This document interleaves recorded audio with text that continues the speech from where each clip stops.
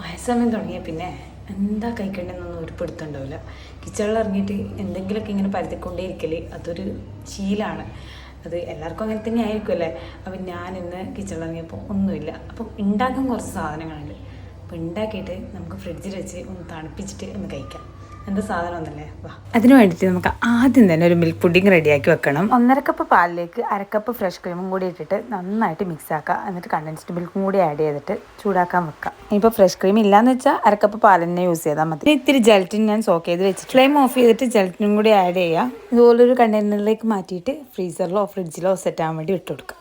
ഇനിയിപ്പോൾ മാമ്പഴ സീസണൊക്കെ കഴിയാറായി, എന്നാലും കുഴപ്പമില്ല. നമുക്കിവിടെ ഒരു മുതുക്കം മാമ്പഴം കിട്ടിയിട്ടുണ്ട്. ആ മാമ്പഴം ഇതുപോലെ സ്ലൈസ് ആക്കിയിട്ട് കട്ട് ചെയ്യുക. ഇതുപോലെ കട്ട് ചെയ്യണമെന്നില്ല, ചെറുതായിട്ട് കട്ട് ചെയ്യുക.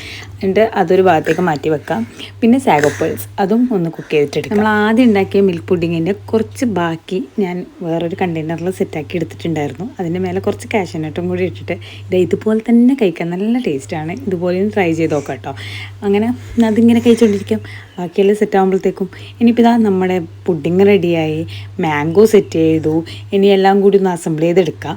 മാംഗോ, സാഗോപ്പേൾസ് ആൻഡ് നമ്മളെ മിൽക്ക് പുഡിങ് അതും കൂടി ഇട്ടിട്ട് അതിലേക്ക് കുറച്ച് കണ്ടൻസ്ഡ് മിൽക്ക്, കുറച്ച് ഹണി, പിന്നെ പാല്. ശരി, എടുത്ത പാത്രം കുറച്ച് ചെറുതായി പോയി കേട്ടോ. കുഴപ്പമില്ല, നമുക്ക് വേറെ പാത്രമൊക്കെ ഇട്ടിട്ട് കഴിക്കാമല്ലോ.